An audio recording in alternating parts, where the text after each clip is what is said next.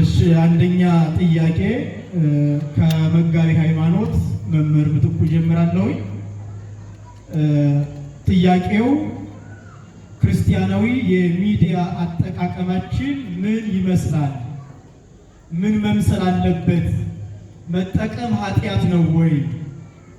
እንዲሁም ማህበራዊ ሚዲያ መጠቀም ለክርስቲያናዊ ሕይወት ጫና ወይም ደግሞ ተጽዕኖ አለው ወይ የሚል ጥያቄ ተነስቷል። ወደ መምህራችን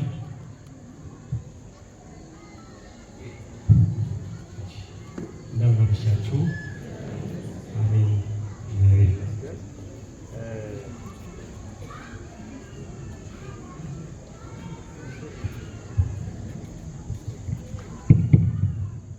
ጥያቄው በጣም ሰፊ ርዕሰ ጉዳይ ነው። በዚህ መልኩ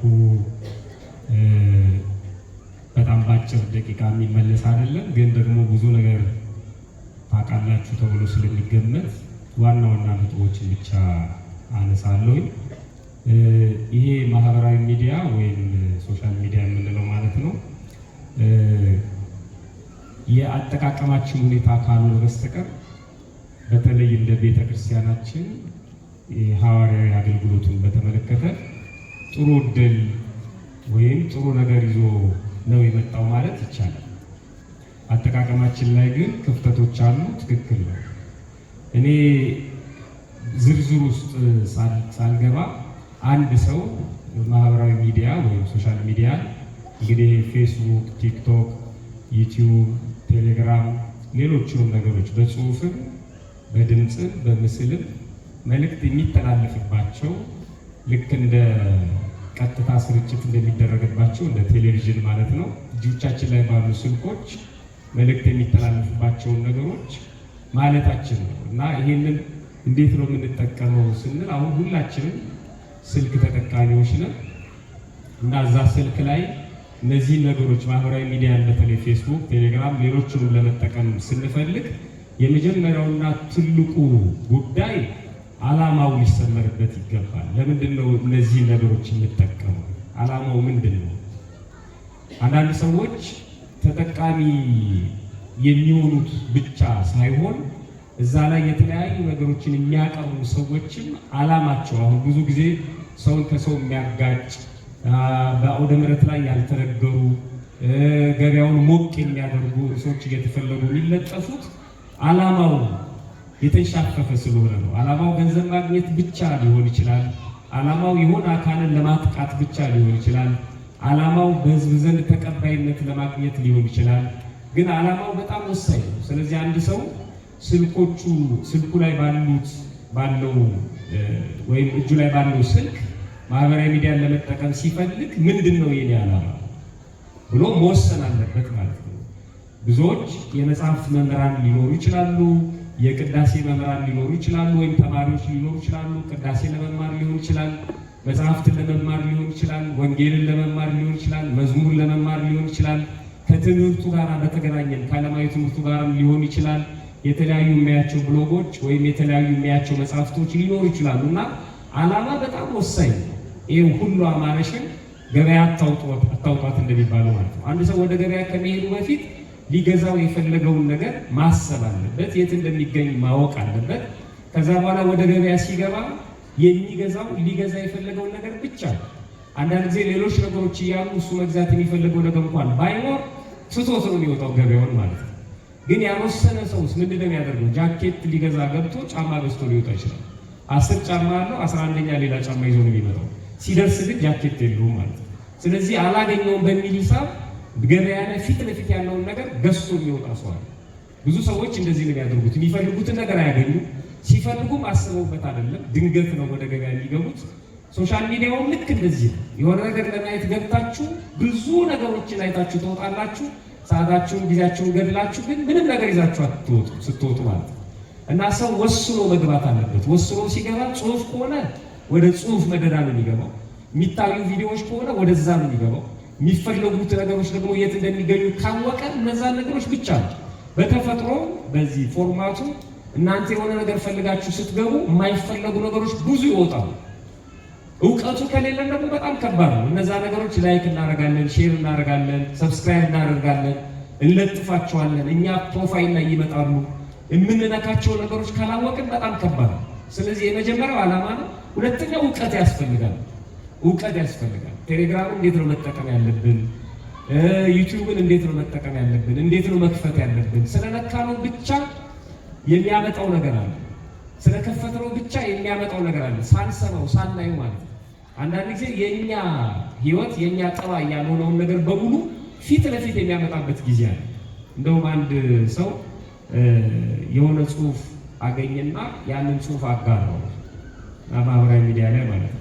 ሼር ያደረገው ኢየሱስም ከላይ አለ፣ ሼር የተደረገው ደግሞ ጽሁፍ ባለቤት ከታች አለ። እና ሌላ ሰው አይቶ ምን አለ? ይህንን ጽሁፍ በመጻፍ በጣም አመሰግናለሁ። የጻፈው እሱ አለ አያውቀውም ማለት ነው። እና ምን ያህል ጊዜ ተጠቅመን ይህንን ጽሁፍ የጻፍከው ምናምን ያለ ምስጋናውን የጸሐፊውን ሳይሆን ሼር ላደረገው ሰው የጸሐፊውን ምስጋና ሲሰጥ በጣም ትልቅ ሰው ነው። እና ትዝብት ውስጡ ወድቋል ማለት ነው። አትመለከትም ወይ እኔ እኮ ሼር ያደረኩት እንጂ ያድነው የጻፍኩት እስከሚል ድረስ እውቀቱ ከሌለን በጣም ከባድ ነው። እውቀት ሁለተኛው ነው። ማህበራዊ ሚዲያ በጣም የሚያኝከውና የሚበላው ጊዜ ነው። በነገራችን ላይ ማለት ነው ጊዜያችንን ነው የሚወስደው። ጊዜያችንን የሚወስደው ደግሞ እነዚህ ሁለት ነገሮች አስበን ስለማንገባ ነው። አንደኛው ዓላማችን ምንድን ነው እዛ ውስጥ ለመግባት፣ ሁለተኛው ስንገባ የምንፈልገው ነገር ምንድን ነው? እውቀቱ አለን ወይ ያንን ነገር ለማግኘት? በቀጥታ እውቀቱ ካለን አንቸገርም። የምንፈልገውን ነገር ካወቅን አንቸገርም። የምንፈልገውን ነገር ፒክ አድርገን ወይም አንስተን እንወጣለን። እኛ ማስተላለፍ የምንፈልገውንም ነገር አስቀምጠን እንወጣለን ማለት ነው። እውቀቱ ከሌለን ግን ዝም ብለን 24 ሰዓት እዛ ላይ ቆይተን ፍሬ ያለው ነገር ሳንይዝ እንወጣለን። እና በጥቅሉ ማህበራዊ ሚዲያ አይጠቅምም፣ አይረባም፣ እንዳትጠቀሙ የሚል ትምህርት የላትም ቤተክርስቲያን። አይደለም በማህበራዊ ሚዲያው እኛ መግባት ማንችልባቸው ቦታዎች ላይ፣ የማይፈቀዱ ቦታዎች ላይ ገብታችሁ ወንጌል ስበኩ ብንባል አይ ይሄ ለክርስቲያኑ ስለማይፈቀድ አልፈልግም ማለት ነው። ሰብከን መውጣት ነው ያለብን የምንፈልገው ነገር እስካገኘን ድረስ ማለት ነው። ስለዚህ ፎርማቱ ለሁላችንም እኩል ልክ እንደ አንድ ጊዜ እንደ ጠዋት፣ እንደ ከሰዓት፣ እንደ 24 ሰዓት የተሰጠን ፎርማት ነው። የምንፈልገውን ነገር ዓላማ ሊኖረን ይገባል። የምንፈልገው ነገር የሚገኝበትን ቦታ ማወቅ ያስፈልጋል። ስለዚህ ትንሽ እውቀት፣ መሰረታዊ የሆነ እውቀት ይዞ ገብቶ ብንጠቀም በራሱ ችግር የለውም። እሺ ለመምህራችን ቃለ ሕይወት ያሰማልን፣ ቃለ ሕይወት ያሰማልን። በዚህ ላይ የሚጨምሩት ካለ መምህር ታደሰ ይጨምሩና በዚያው አከታትለው ጊዜውንም ለመጠቀም ሁለተኛ ጥያቄ በጸሎተ ቅዳሴ የምእመናን ተሳትፎ እስከ የት ድረስ ነው? ከቀኖና ቤተ ክርስቲያን አንጻርም ምእመናን ሳይመጡ ቅዳሴ መግባት ይቻላል አይቻልም? እንዲሁም የቅዳሴ ሰዓት መግቢያ ስንት ሰዓት ነው? መውጫ ስንት ሰዓት ነው? የሚል ሀሳብ አለ። የመጀመሪያው ጥያቄ ላይ ሀሳብ ጨምረው በዚሁ አያይዘው ይመልሱልናል ማለት ነው። እንደምን አመሻችሁ። ያ የተመሰገነ ነው። ሁለተኛውን ጥያቄ እኔ መምህር ምትኩ ከሄደበት በኋላ ብመለስ ነው ይሻላል። የቅዳሴው ጫት ታስታውሱ እንደሆነ ስለ ቅዳሴ ጥሩ ትምህርትን ያስተማረው ሳይቋጨው ስለሆነ የተወሰነ ነገር ገፋ እንዲሰራ ከዛ በኋላ ይመለስበታል። በነገራችን ላይ ብዙ ጊዜ እኛ የምናውቀው ጽድቅና ኩነኔ ነው። ጽድቅም ያልሆኑ ኃጢአትም ያልሆኑ ነገሮችን እናውቃለን። አሁን ኳስ ማየት ጽድቅም አይደለም ኃጢአትም አይደለም። ማህበራዊ ሚዲያ መጠቀም ጽድቅም አይደለም ኃጢአትም አይደለም። ነገር ግን ኃጢአትን ማድረግ ይቻላል፣ ጽድቅን ማድረግ ይቻላል። ቅድም መምህር ምትኩ እንዳለ በአጠቃቀማችን ዓላማ ላይ የሚወሰን ነገር ነው። አሁን ለምሳሌ ስጋ መብላት በራሱ ኃጢአት ነው እንዴ? ወተት መብላት በራሱ ኃጢአት ነው አይደለም? ስጋ መብላትን ተመልከቱ፣ ስጋ መብላት ወተት መጠጣት በራሱ ኃጢአት አይደለም። ኃጢአት የሚያደርገው ወቅቱና ጊዜው ነው። አሁን ያለንበት ወቅት አብይ ጾም ነው። በጾም ወቅት ግን ብንበላ ኃጢአት ነው። በጾም ወቅት ብንጠጣ ኃጢአት ነው። ማህበራዊ ሚዲያ የጽድቅና የኩነኔ ጉዳይ አይደለም። ጉዳዩ አንዱ በጣም አስምረን መግባባት የምንችለው አንዱ ይሄ ነው። ጽድቅም አይደለም ኩነኔም አይደለም። በአጠቃቀማችን አግባብ ግን ጽድቅም ሊሆን ይችላል፣ ኃጢአትም ሊሆን ይችላል።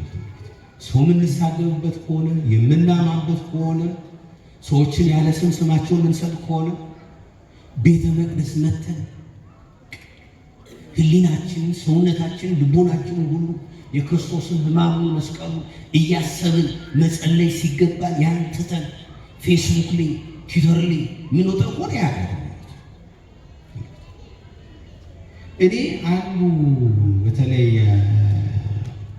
በጣም አንድ ማህበራዊ ሚዲያ ላይ የዛሬ 7-8 ዓመት አንድ በጣም የሚሽከረከረ ነገር አለ።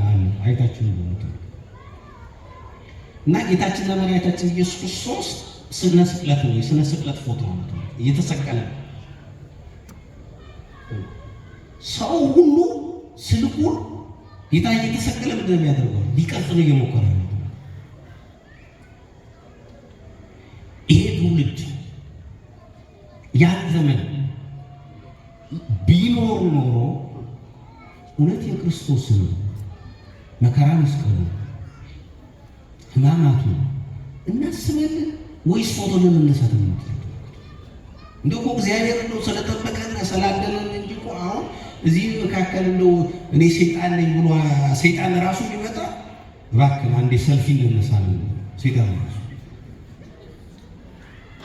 ያለ መናገር ራሱ ቅዱስ ሚካኤል ራሱ ቅዱስ ገብርኤል ቢወርድ እንደው ከመላኩ በረከት ረድኤት አድርጌ እንደው ባርከኝ ነው ምንድነው? ወይስ እንደው ለፌስቡክ የሚሆን ፎቶ እንነሳ?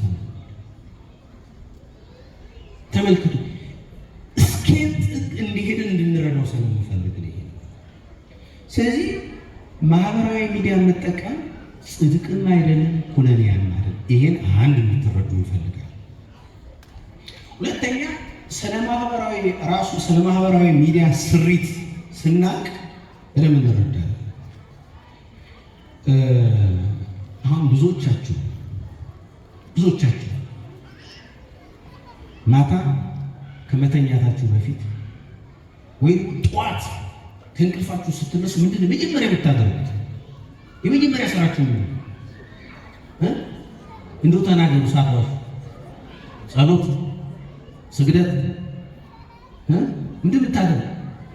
የመጀመሪያ ስራችሁ ስልካችሁ ነው የምታነሱት። ስልካችሁ ነው የምታነሱት። ከዛ በኋላ ወደ ሌላ ጉዳዮቻችሁ የምትሄዱት። የዚህ የፌስቡክ መስራች ስሙን ዘነጋሁት። የአሜሪካ ፍርድ ቤት ላይ ተጠይቆ ስለ ፌስቡክ አመሰራረትና አሰራር እንዲያብራራ የተጠየቀበት አንድ ዶክመንተሪ ፊልም አይቼ እዛ ፊልም ላይ ሲናገር ሲያብራራ የሰማሁት ምንድን ነው? ፌስቡክ የተሰራበት የስሪት የእሴት ስሪት የቶባኮ የሲጋራ ሜንታሊቲ ነው። ምንድነው ማለት ነው? ልክ ሰዎች ቀስ በቀስ የሲጋራ ሱስ ቀስ በቀስ እየፈሩ እየተሙ እንደሚይዛቸው ሰዎች ፌስቡክን በዘላቂነት እንዲጠቀሙ ሱስ እንዲሆንባቸው አድርገን ነው የሰራነው። አሁን እማማ የለች፣ አባባ የለ፣ አቡነ የለ፣ አባ የለ፣ መምህር የለ፣ ሰባኪ የሆነ ሱሰኞች ነው። መቼ ስልካችን ሳንነካከም የምንበት ጊዜ ነው። ስለዚህ ምንድን ነው የማህበራዊ ሚዲያው ራሱ ስሪቱ ተመልከቱ። ስሪቱ እንዲህ እንድንሆን ነው። ተመልከቱ፣ እንዲህ እንድንሆን የተሰራ።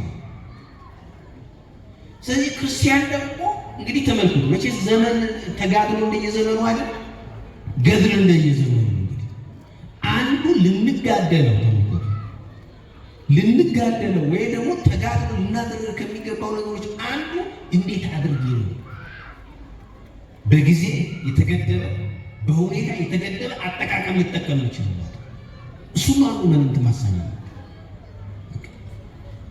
እሱን ካላደረግን እኮ ዛሬ እኮ ተመልከቱ፣ ባለትዳሮች አይደለም ቤት እስቲ አንድ ቤተሰብ ሂዱ፣ ቤቶቻችሁን እስቲ ጎብኙ። ቤቶቻችንን ቁጭ ብለን ስናይ ባል ስልክ ይዟል፣ ሚስት ስልክ ይዛለች፣ ልጆች ታብሌት ይዘዋል፣ ሰራተኛው ደግሞ የራሷን ስልክ ይዛለች፣ ቴሌቪዥኑ ተከፍቷል፣ በቃ ብቻውን ይጮሃል። ሁሉም ግን በየራሱ ዘመን አይታችሁ እንደሆነ ባለፉት 15 እና 20 ዓመታት ውስጥ የተወለዱ ብዙ ህፃናት አፍ ፈቶ የመናገር የቋንቋ ችግር እንዳለባቸው ታውቃላችሁ። በደንብ አስተውላችሁ እኮ ለምንድን ነው ተመልከቱ፣ ሀሳባቸውን የመግለጽ ችግር የገጠማቸው ተመልከቱ። ቤት ውስጥ ውይይት የለም፣ ቤት ውስጥ ንግግር የለም። ንግግሩ ከፌስቡክ ጋር ነው፣ ከዩቲዩብ ጋር ነው፣ ከምን ጋር ነው? ያ ብቻ እኮ አይደለም ተመልከቱ። ብዙ ልጆች አሁን በተለይ አንድ ሰሞን የመጀመሪያ አካባቢ ላይ ምንድነው በተለይ የአረብ ቻናል የመጡ ሰዓት አብዛኞቹ ልጆች የአረብ ቻናል ስለሚናገሩ አረብኛ ይችላሉ በነገራችን።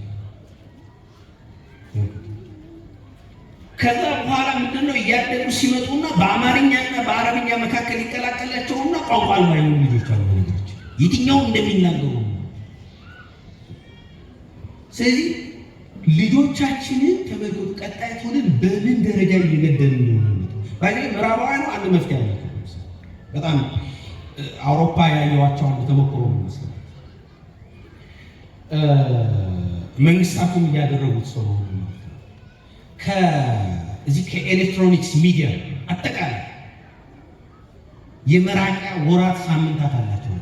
ልጆቻቸውን ቤተሰቦቻቸውን ይዙና በተለይ ክርስቲያኖች ከሆኑ በተለይ ግብጾቹ በጣም አያሉ ኦርቶዶክሳውያን ግብጾቹ ስልካቸውን ታብሌቶቻቸውን አጠቃላይ ቤታቸው የወረውሩና ለአንድ ወር ለሳምንት ምንም አይነት ተመልከቱ፣ ምንም አይነት ስልክ ኢንተርኔት ወደ ሌለባቸው ገዳማት ይላል። እዛ ከረማው አገልግለው ይወጣሉ ይመጣሉ። ይሄ ተመክሮ ዛሬ አውሮፓዎች እየተጠቀሙ ነው። የትምህርት ቤት ዝም ከዛ ባለፈ ምንድነው ከካሜራ ከዚህ ከኤሌክትሮኒክስ ሚዲያው ከዲጂታል ሚዲያው የራቀ ትውልድ የመፍጠር ተፈልጋችሁ ስለሆነ ለአንድ ወር ለሳምንት ቫኬሽን ሲወጡ ከዚህ የራቀ ግሪን የሆነ አረንጓዴ ብቻ ጫካ ውስጥ ያላችሁ ስንቶቻችሁ ነው ቤተሰባዊ የገዳማት ጉብኝት ያለው? ስንቶቻችን ወደ ጥሞና ቦታ ነው የሚሄደው? አሁን እኮ በተለይ ተመልከቱ፣ አይታችኋል። ተመልከቱ አዲስ አበባ ላይ የአዲስ አበባ ገዳማትና አድባራትን ብትመለከቱ በጣም እጅግ የሚያሳዝን ነው። በአንድ ቅዳሴ ላይ ተመልከቱ፣ በአንድ ቅዳሴ ላይ ቤተ መቅደስ ውስጥ ቢያንስ በአማካይ ከ10 በላይ ወይ ዩቲዩበሮች አሉ ወይ ቲክቶከሮች አሉ ወይ ደግሞ ምዕመኑ ራሱ ላይ ቅዳሴ እያስቀደሰ ላይ የሰራት ከቅዳሴው ጠባይና ባህል ወጥቷል። እንዴት እንደሚረብሽ ለመቅረብ ውር ግረታ ተመልከቱ። እንዴት ነው የክርስቶስን ሕማሙ መከራው እያሰብን ኃጢአታችንን እያሰብን ግፋ ሰማዕታትን እያሰብን እንድን የሚችልበት መንገድ እንዴት ነው? በጣም ፈተናው ከባድ ነው። ስለዚህ እኔ እንደው ቅድም ለተባለው ጉዳዩ የፍቅርና የኢኮኖሚ ጉዳይ ቢያንስ ቤተክርስቲያን ስትመጡ ገዳማት አካባቢ ስትሄዱ ጸሎት ስታደርጉ እንደው ብችሉ ከስልክ ራሱ ይሄ ይባል መድኃኒት ላይ ትዝ ይላችኋል። አንተ እኮ ማለት መድኃኒት ላይ የሚባል ህፃናት የማይደርሱበት ቦታ ይቀመጥ ይላል። ልክ እንደዚህ ሁሉ ቤተክርስቲያን ስትመጡ ልክ ጫማችሁን አውልቃችሁ እንደምትገቡት ስልካችሁን አውልቃችሁ ለመግባት ነው መሞከር ያለባችሁ። ይሄ ካላደረግን ድካማችን ከንቱ ነው። ሰይጣን ግዘፍ እሱ አይደለም እየፈተነ ነው ያለው። ጋሻ ላይ ጊዮርጊስ የሚባል አንድ የኛ መምህር አለ። አንድ ተማሪ ሰይጣን ማንን ያክላል ብሎ ጠየቀው። ሰይጣን ማንን ያክላል ብሎ ጠየቀው። ሲመልስ ጋሻ ላይ ምን አለ? ሰይጣንማ አንተን ራስህን ነው የሚያክለው። ሰይጣን አሁን ግዘፍ መስሎ አይደለም እኛ በምንወደውና በምንጓጓን እኛው መስሎ እኛው አህሎ እየፈተነን ያለው። ስለዚህ አጠቃቀማችን ማስተካከል፣ ቤተክርስቲያን ስንመጣ ጥንቁቅ መሆን፣ በተቻለ ዋጋ እንዳናጣ የሚያደርገንን ነገር እኔ ብንሰራ ማህበራዊ ሚዲያ ለበጎ መጠቀም እንችላለን። አሁን እንደዚህ አይነት ጉባኤዎች ሲካሄዱ ምን ሲሉ ሌሎች የማያገኙ ወንድሞች ወገኖቻችን ሊሆን ይችላሉ። ይሄ በቀጥታ መሰራጨቱ ከዚህ የሚጠቀሙ ይኖራሉ፣ የሚማሩ አሉ። ይሄ ጥሩ ነው። ህዝብ እንቀሳቀስበታል። ይሄ ጥሩ ነው። ይሄ በጎ ነው። ወደ እንዲህ አይነት ጉዳዮች ከፍ እያደረገ ስርዓት እያበጀንን ህግ እያበጀን መምጣት ይኖርብናል ለማለት ነው። እዚህ ውስጥ ለመምህራችን ቃለ ሕይወት ያሰማልን፣ ቃለ ሕይወት ያሰማልን አላችሁ። ቃለ ሕይወት ያሰማልን። እንግዲህ መምህር ታደሰ ስርዓተ ቅዳሴውን በተመለከተ የተነሳው ጥያቄ ቁጥር 2 መጋቢ ሃይማኖት መልሰው በተጨማሪ እኔ ጨምራለሁ ስላሉ ቀጥታ ወደ መጋቢ ሃይማኖት እኔም በድጋሚ ቃለ ሕይወት ያሰማልን ማለት እወዳለሁ። ቃለ ሕይወት ያሰማልን። አሁን መርሃ ግብሩ እየተካሄደ መምህር ታደሰ ሊጨርስ አካባቢ ክርስቲያናዊ ነኝ የሚለውን ቃል እየተናገረ ግቢውን ምን ብሎ ጻፈ? መጋቢ ሐዲስ እሸቱ ስለ ወሲብ አፍረጠረጡት ይላል ርዕሱ ማለት ነው።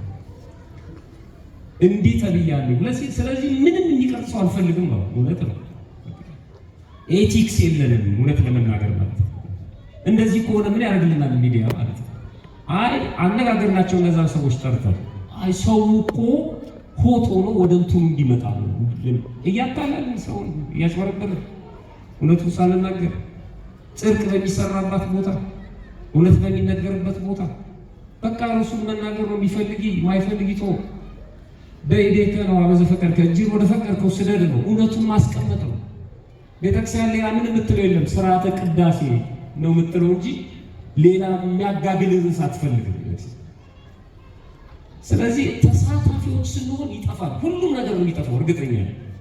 ተሳታፊ ስንሆን የጸሎቱ ተሳታፊ፣ የስብከቱ ተሳታፊ፣ የዝማሬው ተሳታፊ ስንሆን አይደለም ሞባይል ራሳችንን እንረሳዋለን፣ እንነጠቃለን ማለት ነው።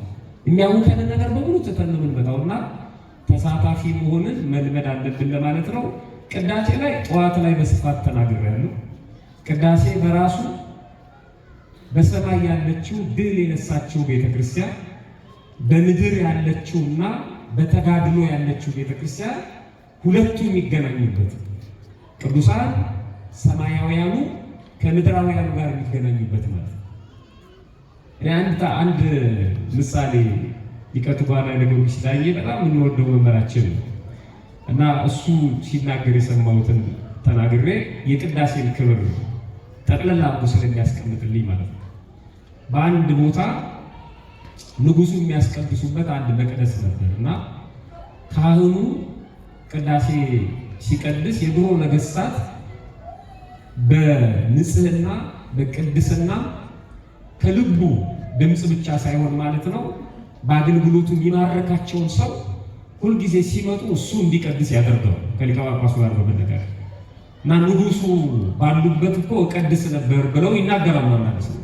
በዲቁና በቅስና እና እሳቸው ንጉሱ ሲመጡ የሚቀድስ አንድ ካህን ነበር ሁልጊዜ ማለት ነው። እና ለንጉሱ ብቻ የሚታየው አንድ ምስጢር ነበር። ካህኑ ሲቀድስ ከመሬት አንድ ክንድ ከስንዝር ከፍ ብሎ በአየር ላይ ነው የሚቀድሰው። ይሄን የሚያው ንጉሱ ብቻ ነው። የእግዚአብሔር ቸርነቱ ይገርማል። ራሱ ካህኑ አያውቅም በአየር ላይ እንደሚቀድስ። መሬት የሚረቅ ነው ይመስል በጣም የሚገርም ነው። ይራመዳል። ሲራመድ መሬት የሚረግጥ ነው የሚመስለው፣ ግን ከፍ ብሎ ንጉሱ በጣም እየተደነቀ እያለቀሰ ቅዳሴውን የሚጨርስ የእግዚአብሔር ቸርነቱ። ሌሎች ሰዎች ይጠይቃል፣ ምን ይታያችሁ? ምንም የሚያዩት ነገር የለም። ካህኑም አያውቅም። ይሄ አንድ ቀን ካህኑ መሬት ረግጦ ሲቀድስ አየው ንጉሱ ማለት ነው። ይሄ እንግዲህ የተለመደ ነው እና ንጉሱ ደነገጠ። ዛሬማ የሆነ ነገር አለ ማለት ነው። ወይ እኔ ጋር ችግር አለ ወይ ካህኑ ጋር የተፈጠረ ነገር አለ አለና በጣም ጨንቆት ቅዳሴው ካለቀ በኋላ ካህኑን ቤተ መንግስት አስጠራው ማለት ነው። ዛሬ ምን ሆነሃል? ንጉሱ ይጠራል ሲባል ያው ከባድ ነው። ከቅዳሴ እንዳለ ቀጥታ ወደ ቤተ መንግስቱ ምን ሆነሃል ብሎ ጠየቀ ንጉሱ ካህኑ። ኧረ ምንም የተፈጠረ ነገር የለም። ኧረ ምንም ነገር በስራ አካባቢ፣ ኧረ ምንም ቤት አካባቢስ ምንም የተፈጠረ ነገር የለም። ንገረኝ፣ የምትደብቀው ነገር እንዳይኖር በአጠቃላይ ዛሬ የተፈጸመ ነገር የተፈጠረ ነገር ካለ ወይ የምታስበው ነገር ካለ ንገረኝ። ኧረ ቀላል ነው፣ ግን አንድ ነገር እያሰብኩ ነበር ስቀድስ። ምን? ባለቤቴ ስላልነበረች ከቅዳሴ ከወጣው በኋላ በሩ ተዘግቶ ነው የሚጠብቀኝና ምንድነው የምቀምሰው? አፌን በምንድነው ማብሰው እያልኩ አስብ ነበር። ገባችሁ አይደል? ዝቅ ያደረገው ይሄ ነበር። መሬት እንዲረግጥ ያደረገው ይሄ ነው። ንጉሱ አለቀሰና ተነስቶ እባክህ ሁለተኛ ስለዚህ ነገር እንዳታስብ፣ በየጊዜው በየቀኑ ቀለብ ከቤተ መንግስት ይሰፈርልሃል፣ እንዳትቸገር በዚህ ጉዳይ አንተ ዝም ብለህ ቅዳሴውን ብቻ ቀድሳለሁ። አልነገረውም እንዳትጨነቅ። እሺ አለ። ይሄ ነገር አልገባውም ካሁን። ከዛ እንደተባለው ቀለብ ከቤተ መንግስት ይሰፈርለት ጀመረ። በሚቀጥለው ቀን ሲቀድስ እዛው ቦታው ላይ ሆኖ ባየር ላይ ሆኖ የሚቀድስ የሚገርም ነው። ይህ ቅዳሴ ላይ አለሉ ልብክሙ፣ ልባችሁን ከፍ ከፍ አድርጉት፣ ምድራዊ ነገር አታስቡ፣ ስቀሙት። አሁን ያላችሁት ላይ ነው። እኔ ቅዳሴን በዚህ ልክ እንረዳዋለን ወይ? በጣም የተለየ ነው። ከመላእክት ጋር ነው የምናገለግለው። ተፈቅዶልን መቆሙ ራሱ ይደንቀኛል። እኔ በጣም ይገርመኛል። እዛ መቆማችን በራሱ ማለት ነው። ቅዳሴ ሲቀደስ መቆማችን፣ እውነቱን ነው የምነግራችሁ። መቅደስ መግባቱ ሌላ ጉዳይ ነው። ሁሉም ነገር እያወቀ እግዚአብሔር ማለት ነው ዝም ብሎ ታግሶ ከዛ ከመላእክት ጋር በአንድነት አቁሞ እንድንወጣ ማድረጉ።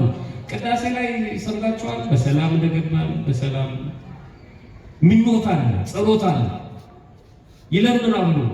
የቅዳሴውን ልኡካን የሚመሩት ካህን ጳጳሱ ሊሆን ይችላል። የመጀመሪያ ጸሎት አለ። በኦሪቱ አንድ ካህን ወደ ሊቀ ካህናቱ ማለት ነው ወደ መቅደስ ሲገባ ወደ ቅድስተ ቅዱሳኑ ወገቡን በገመድ ይታሰርና የገመዱ ጫፍ እዛ ምዕመናን ያሉበት ቦታ ላይ ይደረጋል። ገብቶ ችግር ከተፈጠረ ከተቀሰፈም እዛው ስለሚሞት አስከሬን ማውጣት አይቻልም። ያለ ሊቀ ካህናቱ ማንም ሰው ስለማይገባ፣ ስለዚህ ገመዱን ይስቡታል ማለት ነው። ገመድ አስረው ነበር የሚገቡት። ያ በኦሪቱ ነው። አሁን ለመውጣታችን ምን ዋስትናለን? ቅዳሴ የሚገባ ሰዎች በጣም ከባድ እኮ ነው። በሰላም ገብቶ በሰላም መውጣት፣ ከመላእክት ጋር እየተጋፉ ማገልገል ግን ነው ወይ? ነው ወይ? እኔ ጥያቄዎቹ ላላተኩርና የምዕመናን ተሳትፎ የሚላለ የምዕመናን ተሳትፎ በቅዳሴ ጊዜ ከፍ ይላል። ካስቀዳሽነት ካወዳሽነት ከፍ ይላል። አንደኛው ከፍ የሚልበት ምክንያት ወደ ቅዱስ ቁርባን የምንጠጋበት የዛሬ ላይ ያደርገውና ሁሉም ሰው አስቀድሶ ስጋው ደግሞ የሚቀበል በቃ እጁን ዘርግቶ የሚጠብቀን እግዚአብሔር ፍሪዳው ታርዶ ድግሱ ተደግሶ የምንጠበቅበት በቪአይፒ ማለት ነው። ትልቅ ስርዓት ነው። ወደ ስጋው ደግሞ የምንጋበዝበት ነው። ቅዳሴ የምዕመናን ድርሻ ተመልከቱ፣ ሱታፌ ማለት ነው።